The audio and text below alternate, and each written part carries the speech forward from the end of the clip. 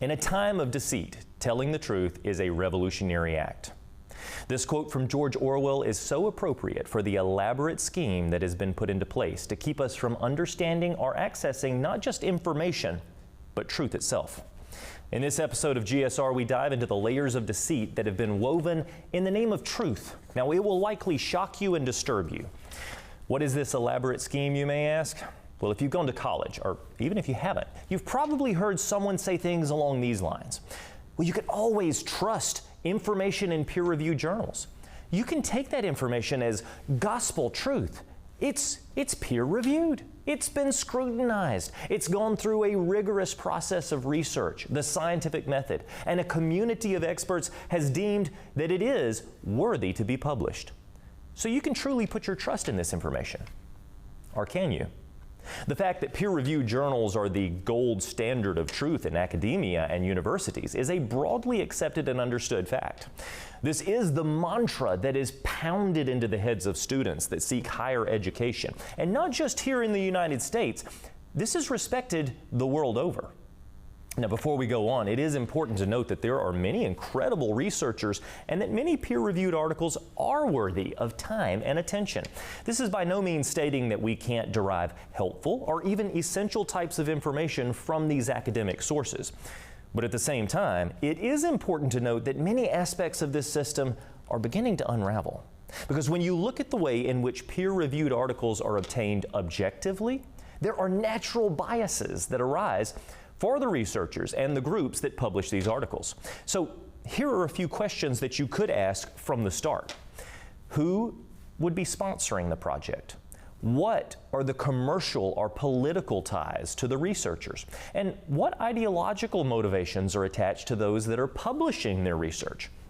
Now, if we're really going to approach these topics with critical thinking, these are all rudimentary questions to ask. But another way to sum it up would be follow the money. After the whole scenario with the recent pandemic, it is all the more necessary that we ask these questions with some urgency. But here's a perfect example of what this academic fraud can look like. Dr. Anthony J., the author of Estrogeneration, How Estrogenics Are Making You Fat, Sick, and Infertile, was recently interviewed on The Joe Cohen Show. Now, one of the topics they discussed was in regards to how research does or does not get funded. Dr. J specifically spoke about one of his areas of expertise, environmental toxins, specifically BPAs. Now, surely we have accurate information based on peer-reviewed studies when it comes to the toxic things that we or our children may be exposed to through food, the water supply, and common household products. I mean, no one would stop that information from being made easily available, right? Wrong. Dr. J asserted this. You often can't rely on research studies to give you accurate information about environmental toxins or what their health effects might be. Corporations have been able to influence study results and thus EPA regulations by being the main supporters of research in this field. In order for these corporations to thrive, they need studies to show safe and positive results for their products. However, these studies become biased because it costs money to perform research, and big corporations are a whole lot more willing to back research that provides favorable outcomes for them. This leads to misleading and contradictory information being presented to the public. So this explanation that he provides is extremely different from what the academic establishment is purporting as the gold standard, isn't it? But we feel that we must confront the blatant hypocrisy being demonstrated by the academic establishment. They've staked their reputation on a bulletproof way of finding the real truth, or the facts is what they call it.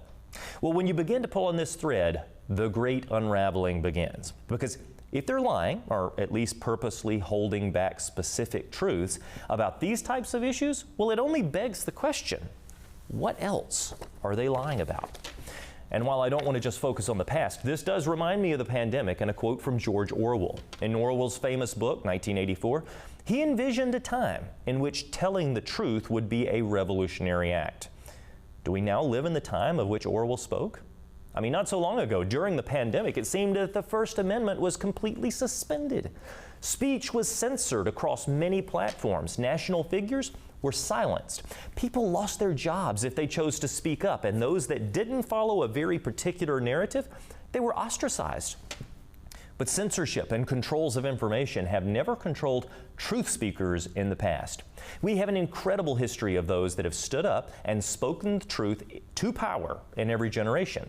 Examples like Martin Luther, William Tyndale, especially Jesus of Nazareth. He was not afraid of igniting controversy, and he spoke the greatest truth of all time. But just as the Word of God could not be bound, the truth, it can't be hidden forever. We can spend our days seeking truth through the means that man provides, but we can never really enter truth until we embrace what God has told us in His holy Word, the Bible. This alone is where we find the everlasting truth. There's a reason that Yeshua of Nazareth, Jesus Christ, is called not only the way, but the truth and the life. And no matter how dark it can seem, truth will prevail. So go ahead. Be skeptical.